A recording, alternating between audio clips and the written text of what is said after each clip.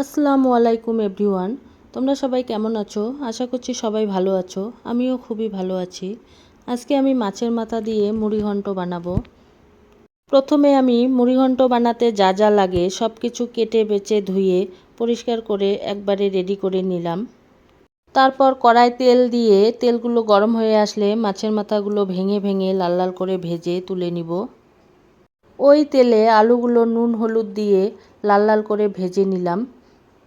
আলুগুলো ভালোভাবে ভাজা হয়ে গেছে, এখন আমি তুলে নিব। তারপর ওই তেলে কালো জিরে শুকনো মরিচ ফোড়ন দিয়ে দিব। শুকনো মরিচটা লাল লাল হয়ে আসলে পেঁয়াজ কুচি মরিচ কুচি একসঙ্গে দিয়ে একটু লাল লাল করে ভেজে নিব।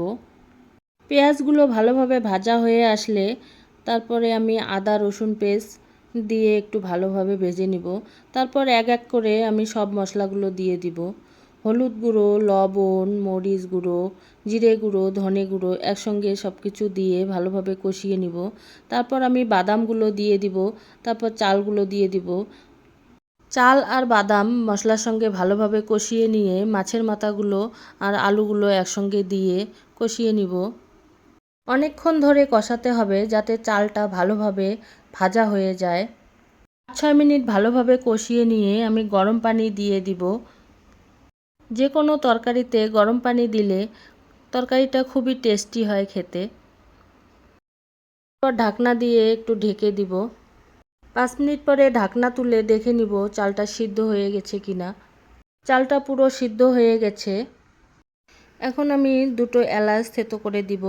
তারপর গরম মশলা একটু দিয়ে দিলাম। তারপরে একটু ঘি ছড়িয়ে আমি নামিয়ে নিব।